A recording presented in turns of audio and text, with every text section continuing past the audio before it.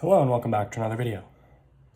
In this problem, we're asked to make a rough sketch of the graph of the function y is equal to -2 to the negative x.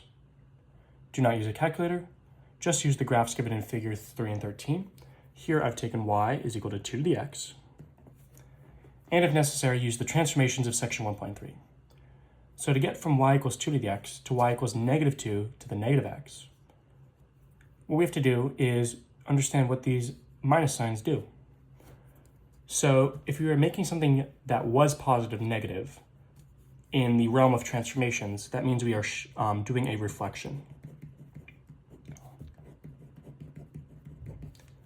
And the reflection is done in front and within the function. In front of the function means we're reflecting over the y-axis, and within the function means we're reflecting over the x-axis. In this case, since we're doing both, I guess you don't really have to know which one is which, you just know that you have to do both. But to do this reflection, you simply have to mirror our function. First, we can do the y-axis. So we have to have the mirror image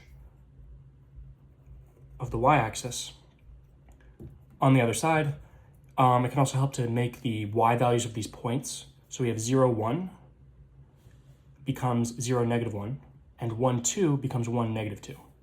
And that sort of helps you fit the function so it matches. It doesn't have to be perfect, but there you go. And then we reflect over the x-axis. So similar thing, just need to mirror it. And the points, so here 1, 2, in this case, the x value is changing. So 1, 2 becomes -1, 2, 1, -2 becomes -1, -2, 0, 1, 0, -1 stays the same, and we fit a curve like this.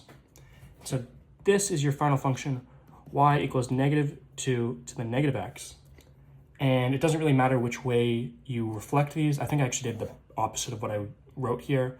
Either way, you'll get the same function, y equals -2 to the negative x, based off of the original function with these transformations.